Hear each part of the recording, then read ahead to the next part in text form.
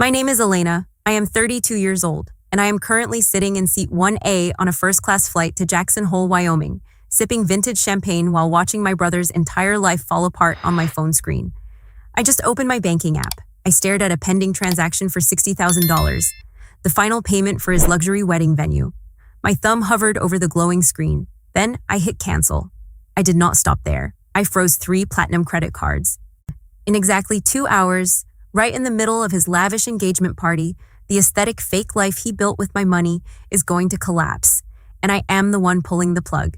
To understand how we got to a canceled $60,000 check, you have to understand my role in this family. For 10 years, I was not a sister. I was not a daughter. I was a bank. I was the reliable, boring older sibling who worked 80 hours a week in corporate finance, while my younger brother Liam chased his endless stream of delusions. Liam was the golden boy. He was an artist, an entrepreneur, a free spirit, which is a very polite way of saying he was unemployed and entitled. When his tech startup failed, I paid his rent.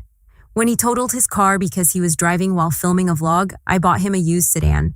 My parents enabled every single terrible decision he made. They called him a late bloomer. They called me the family anchor. But things went from exhausting to unbearable when he met Chloe. Chloe was an aspiring lifestyle influencer. She cared about 2 things: her Instagram grid and spending money she absolutely did not have. Suddenly, Liam's cheap bohemian lifestyle was no longer acceptable. He needed to match her aesthetic. They needed weekend trips to Tulum. They needed designer matching luggage. They needed a life they could broadcast. One Tuesday evening, Liam showed up at my apartment crying. Real tears. And he said he had found the perfect engagement ring for Chloe, but his credit score was completely destroyed. He begged me to co-sign a loan for a $25,000 diamond. I looked at him like he was insane.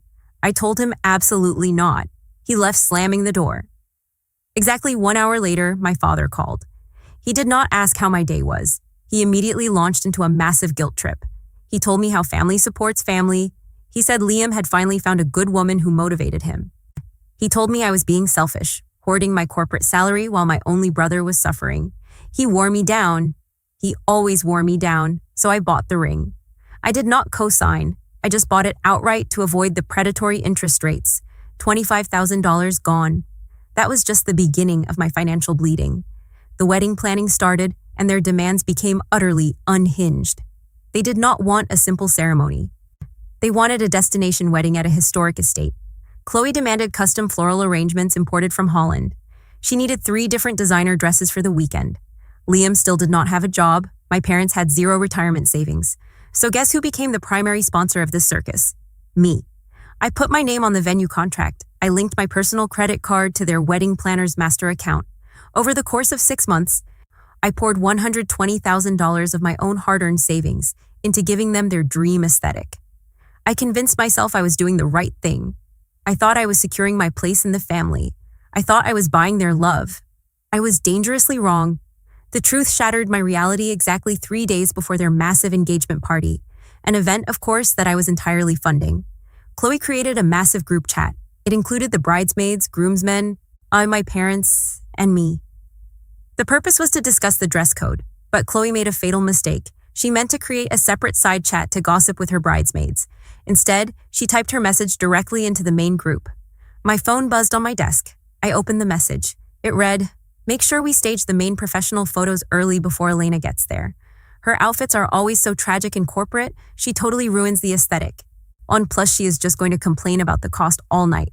I honestly wish we could uninvite the human ATM, but we need her card for the open bar." I stopped breathing. The human ATM ruins the aesthetic. I sat alone in my office. I stared at the screen until my vision blurred. Nobody replied. The chat went dead silent as everyone realized what had just happened. 5 minutes later, my phone rang. It was my father. He did not call to apologize for them. He did not call to ask if I was okay. He called to manage my reaction. I picked up the phone. He spoke fast. He told me Chloe was just stressed about the planning. He told me it was a stupid inside joke. And then he delivered the sentence that changed my life forever. He said, "Do not make a big deal out of this, Elena. Let them have their day. You know how important appearances are to Chloe? Just stay in the background at the party, pay the tab, and keep the peace. Keep the peace." Right then, something inside my chest snapped. It was not a loud, dramatic explosion. It was a cold, quiet, absolute click. The fog lifted. They did not see me as a human being. I was a tool. I was a funding source to maintain their illusion of wealth. I did not yell at my father. I did not cry. I simply said, "Okay, I understand." Then I hung up. I did not reply to the group chat. I texted my father an hour later saying I had a severe migraine and would not be attending the engagement party. He replied with a thumbs up emoji. He was relieved. He wanted the ATM, not the person. If they wanted the aesthetic without the human ATM, it was time to see how long that aesthetic would survive without power. The engagement party was scheduled for a Saturday night at an exclusive rooftop club downtown. The minimum spend was $15,000. On Friday morning, I packed a luxury suitcase. I booked a first-class ticket to a ski resort in Wyoming. I wanted to be out of the state when the detonation happened. Sitting in the airport lounge, I opened my laptop. I pulled up the primary contract for the wedding venue. Because I was the sole financier, my name was the only one on the account.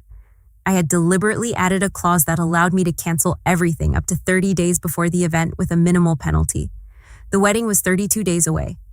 I drafted a polite, formal email to the venue director. I canceled the reservation. I requested a full refund of the massive deposit back to my original payment method. Next, I contacted the wedding planner. I terminated her contract immediately and wiped my credit card from her portal.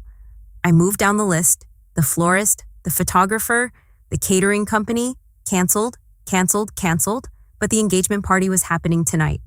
That required a surgical strike. I had given Liam a secondary credit card tied to my account specifically for wedding emergencies. He had been using it to secure the rooftop club and the open bar. I logged into my banking portal. I did not just freeze the card, I reported it stolen. The bank immediately permanently deactivated the number. Then I boarded my flight. By the time I landed, drove to my 5-star resort, and settled into my suite overlooking the snow-covered mountains, the engagement party was in full swing. I poured a glass of wine. I opened Instagram. Chloe was live streaming to her 5,000 followers. She was wearing a silk dress that cost me $2,000. She was holding a microphone, standing under crystal chandeliers surrounded by 200 guests. She was giving a tearful speech about love, authenticity, and finding your soulmate. Then I saw him in the background, the venue manager. He walked into the frame looking visibly panicked. He approached Liam and whispered aggressively into his ear. I watched Liam's face drain of all color. He looked like he had seen a ghost. Because I had reported the card stolen, the pre-authorization for the $15,000 minimum spend had suddenly bounced. The club policy was ironclad. No valid card on file, no service. Period. On the live stream, the chaos started. I watched a bartender physically take a glass of premium champagne right out of a guest's hand. The ambient music abruptly cut off. The lights flickered as the staff signaled the end of the event. Chloe tried to keep smiling, asking the camera what was going on, her voice trembling. Liam pulled out his own personal debit card. He handed it to the manager. The manager ran it on a portable terminal. Declined. Of course it was. Liam had $12 in his checking account. The manager, completely out of patience, announced loudly, right next to Chloe's phone, that the tab was massively unpaid and the party was immediately terminated. Everyone heard it. The live stream suddenly cut to black. My phone started exploding.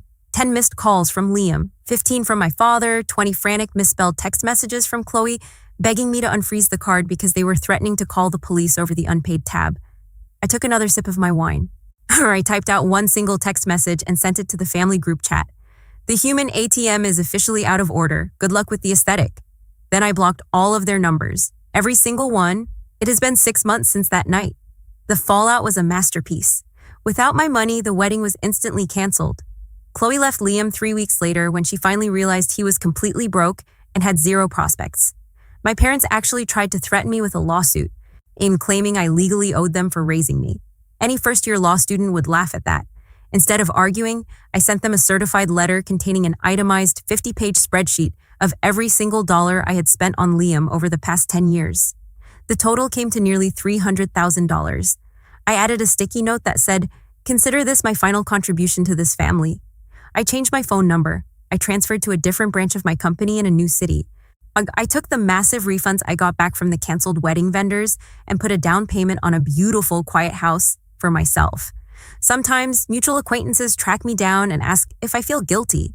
They ask if I regret destroying my brother's life over one text message. I always look them dead in the eye and give them the exact same answer.